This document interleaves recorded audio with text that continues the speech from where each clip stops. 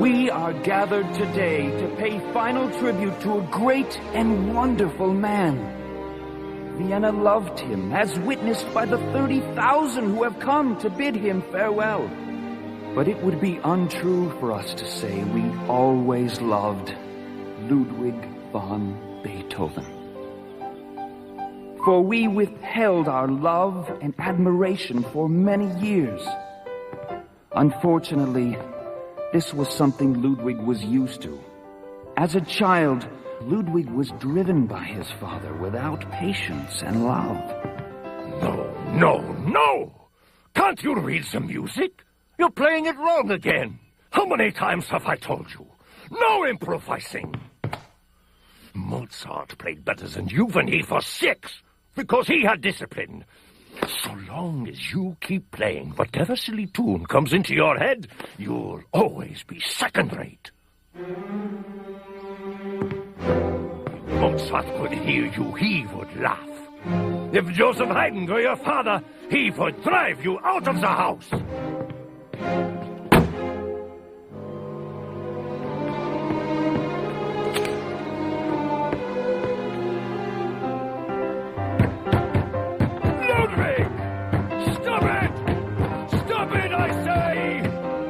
It would only be a matter of time, of course, before Ludwig would meet the men who his father said would laugh at his playing.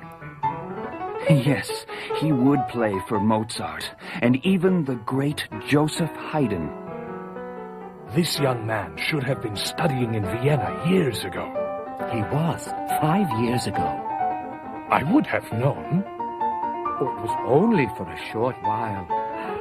Mozart predicted that Ludwig would make a noise in the world.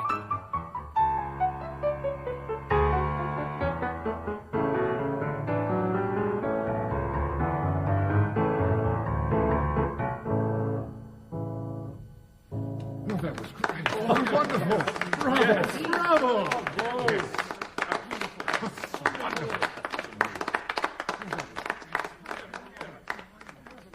Believe me when I say, young man, your talent is something rare. You belong in Vienna. And, if you'll permit it, with me as your instructor. I'll permit it wholeheartedly, Herr Haydn.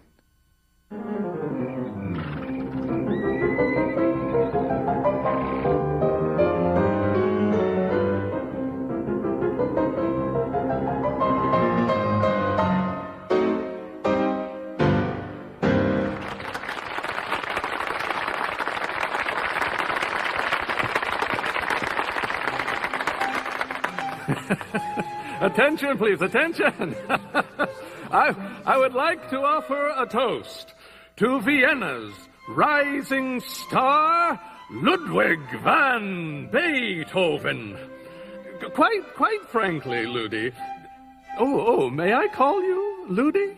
You may not. Fair enough. Quite frankly, Ludi, we never expected to see the likes of Mozart again, and yet you have arrived to take his place. I have no desire to take Mozart's place in history. I'll be happy with my own, so long as it's a little higher than his. But after 5 years in Vienna, Ludwig began to feel dissatisfied. Something was unsettled in his soul. I want to take music to a place it's never been before. What did you have in mind? A concert on the moon? No. I mean, I want to play a different kind of music. Something less structured, something more visceral, more instinctive. Well, you could beat a hollow tree with a stick, but I don't think people will pay to see you do it. I can't play in the style of Bach and Mozart and Haydn forever. You can if you want to remain popular. But the sounds I'm hearing in my mind, the things I'm feeling in my soul are different. Let's just hope it's a bad case of indigestion. I can't keep writing the same thing. The world is changing all around us. The American colonies have thrown off the British Empire. The people of France have replaced their king and queen with common people. The world is going through a revolution. I can't keep playing the same perfectly structured little tunes of days gone by. The world is changing, and music has to change too. From now on, I will take my own path. And so it was that the 19th century was ushered in by Beethoven's First Symphony. It's nice, but I thought you said it was going to be different.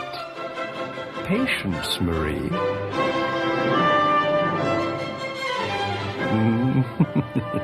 Here we go.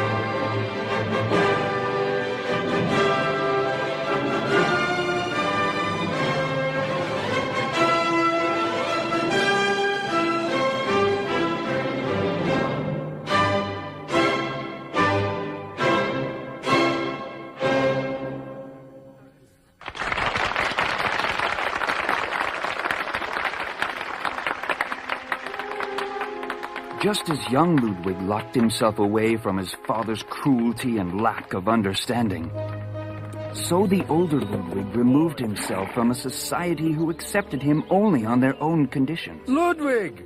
Have you gone mad, Ludwig? You can't begin to imagine how boring things have been at the palace since you've been gone. Oh, please say you'll come and play Saturday evening. Only if I can play my own music.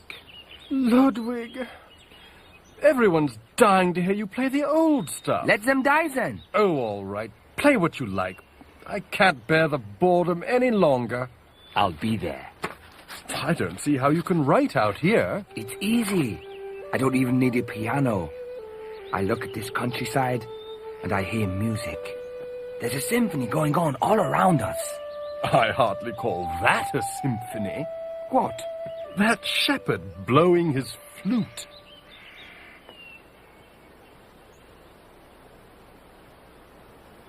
He's just behind that tree there.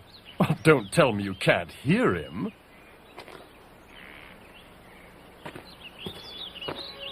It's getting worse. Ludwig? I first noticed it 5 years ago, mostly with high tones. But more and more, even soft voices. I don't understand. I'm going deaf. And so she looked at me and said, quite simply, "Excuse me, sir, but your wig is on fire." Oh, your wig is on fire. Please, dear, please, not another story. Tell me. It's time for Ludwig to play. Yes, Ludwig, play for us, will you? Your wig is on fire. No, they want you to play. I don't feel like it. Please, Ludwig, do it for me.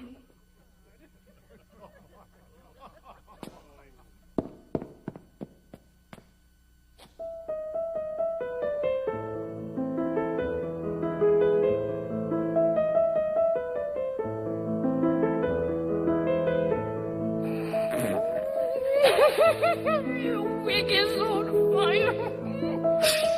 I can't help it. I keep thinking about it. I'm sorry if you find my music amusing. It didn't mean anything. Ludwig. You fool.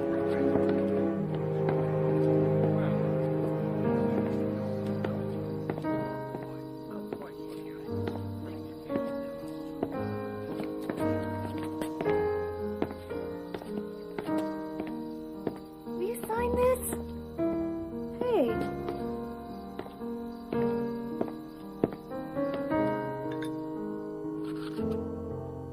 Dear brother, My deafness has brought me to despair. For there can be no pleasure in human society for me. No intelligent conversation, no mutual confidences. I must live like an outcast. I was at the point of putting an end to my own life. But it seemed impossible to leave this world before I had brought forth all I was destined to do. Patience must now be my guide. O Providence, grant me just one day of pure joy.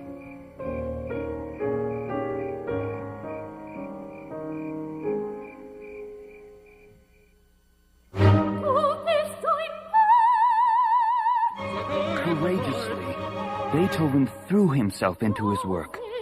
More courageously still, he decided to enter Mozart's world of expertise, the opera.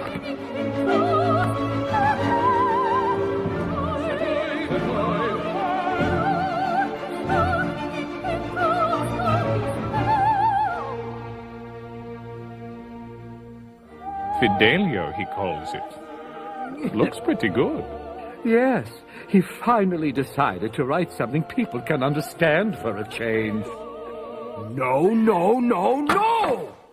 Why are you crying and burying your head in his shoulder? Leonora is brave. She's come to save her husband's life. And I'm still not hearing any piccolo. I'm playing as loudly as I can. It isn't loud enough. There's only a week until the first performance. Now let's get it right. Napoleon's army had invaded the city. 1 week later, when Fidelio opened, Vienna was a city under siege.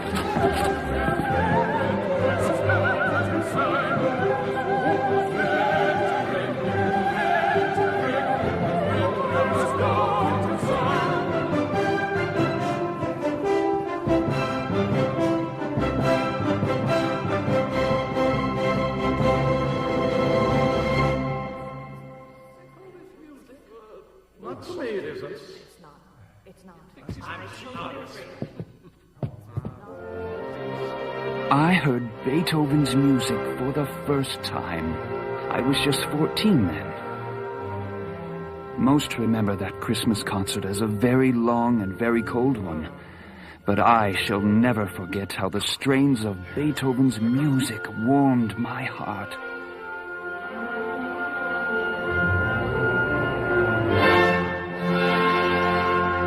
Finally. Let's get out of here. There's still one more symphony. A concerto, a choral, a mass, a symphony, now another symphony. I'd pay another kreutzer just to have the wretched thing over with. If this next piece doesn't earn him Vienna's respect, then I'm afraid nothing will.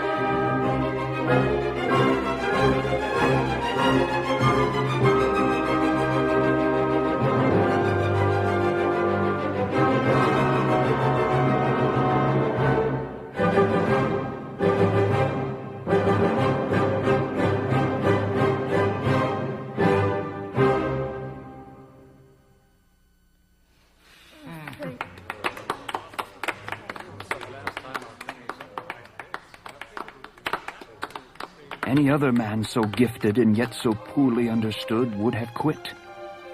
But I came to understand that quitting was not part of his nature. I think I found the perfect text for a symphony. Schiller's Ode to Joy. Ah, yes. I've read it once before. And you call yourself a poet. Commit it to memory, boy. It says exactly how I feel. When I have felt like giving up, thoughts exactly like these, feelings precisely this powerful have lifted me up. Oh, friends, not these songs. Rather, let us strike up more pleasing and joyful ones. Oh, you millions, let me embrace you. Let this kiss be for the whole world. Brothers, above the tent of stars, a loving father cannot but dwell.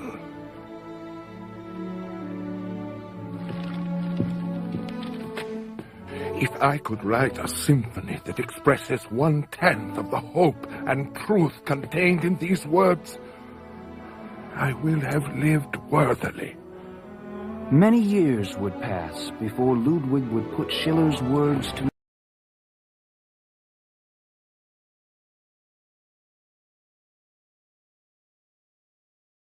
Wellington has defeated Napoleon at Waterloo. That's what he gets for ruining my opera. On behalf of all of Vienna, I have a favor to ask of you. We want you to write a symphony in honor of Wellington's victory. A battle symphony. Yes, but Ludwig, it must be simple. It must be music for the common man. That's all I've ever tried to write. Oh, you know what I mean, Ludwig. I'm asking you to write what people will like, instead of what burns inside your soul. All the money raised by your symphony will go to wounded soldiers and the families of the soldiers who died in battle. Yes, I owe it to them. his Battle Symphony, Wellington's Victory, was a huge success. 4,000 florins were raised. And though it was never one of Beethoven's favorites, we Viennese loved it. We honored him with free citizenship for his efforts and bestowed on him many honors. Surely, Beethoven would be encouraged to write more than he ever had before. But what followed was tragic and unexpected.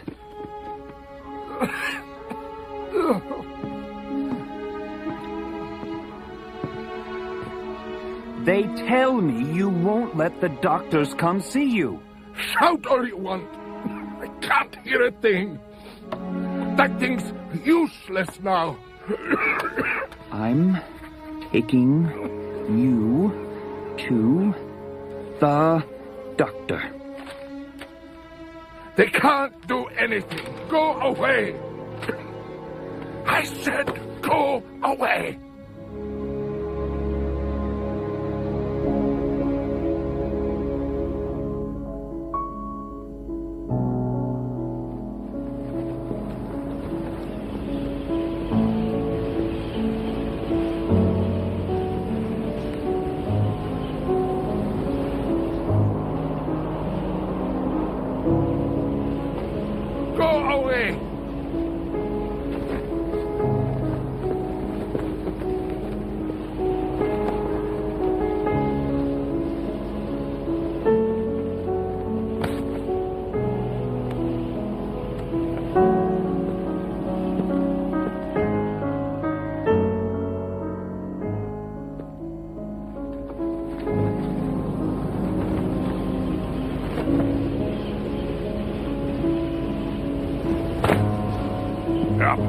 Get up, you.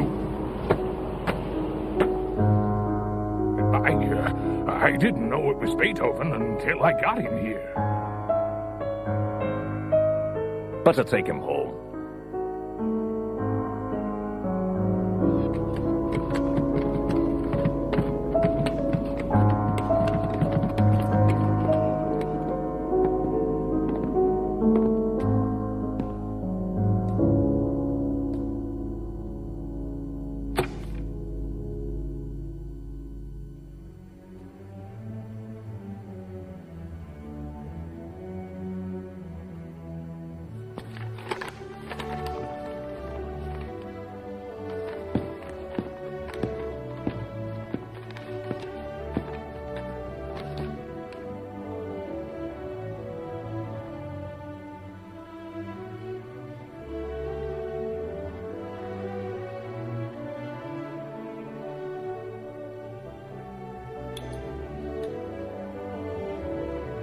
O friends, not these songs. Rather, let us strike up more pleasing and joyful ones.